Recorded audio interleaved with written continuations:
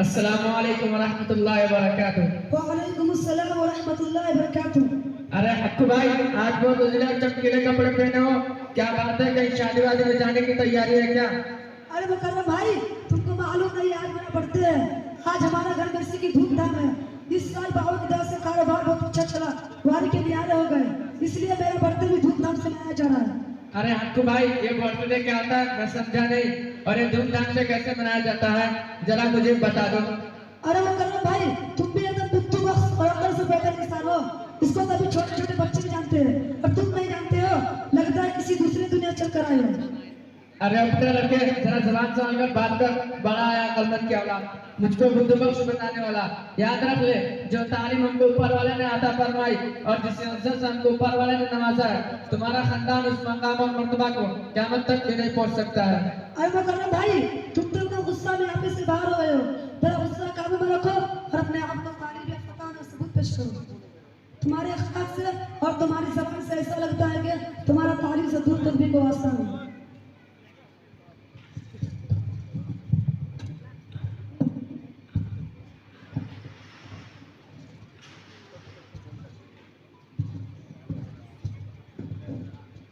अरे भाई, तुम दोनों आपस में क्यों झगड़ रहे हो? झगड़ा करना अच्छी बात नहीं है। हमारे आपस के झगड़े की वजह से अल्लाह ताला के रहमतों के दरवाजे बंद हो जाते हैं। क्या तुमको मालूम नहीं कि लैलतुल क़द्र की तारीफ सिर्फ झगड़े की वजह से उठा ली गई? और देखो, आज भी रमजान मुबारक की 27वीं शब है, तुम दोनों बजाय अल्लाह की इबादत के झगड़ा कर रहे हो। मेरे भाई, अल्लाह से डरो।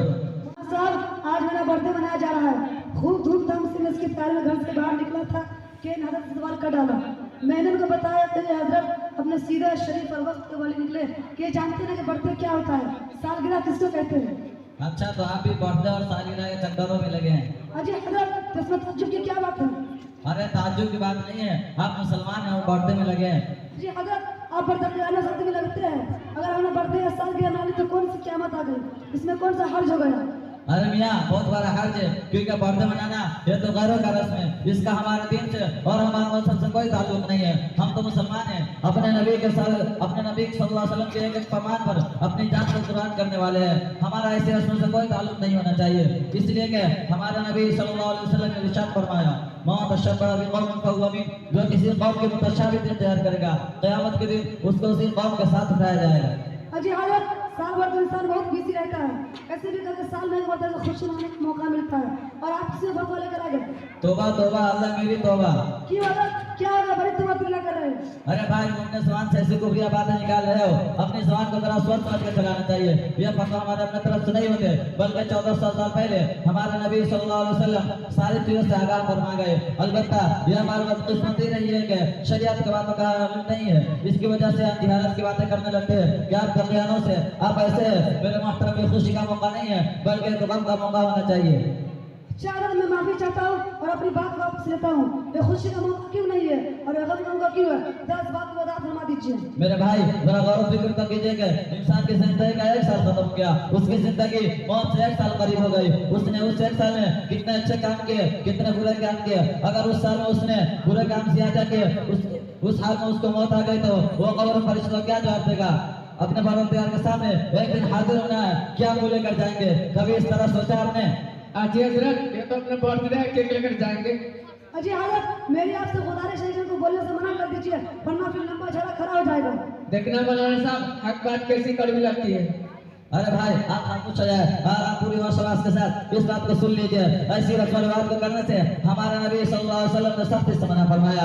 आपकी पूरी जिंदगी हमारे सामने है और हमारे लिए नामुमकिन है। आपने अपने किसी बच्चे का बर्थडे नहीं मनाया, और न ही किसी सहाबी ने अपने बच्चे का बर्थडे मनाया, और न ही ताबईन में से किसी ने मनाया। तो खुदा भी सोच समझ कर फैसला कीजिए कि ये काम जो हमारे नबी ने न किया हो, सहाबा इकराम ने न किया हो, और ताबईन ने न किया हो, और बुजुर्गान में से किसी ने न किया हो, तो ये काम हमारे लिए कैसे जा सकता है और हमको इसकी इजाजत कैसे मिल सकती है? हर हमारे लिए इजाजत नहीं हो सकता है, बात बिल्कुल साफ साफ है।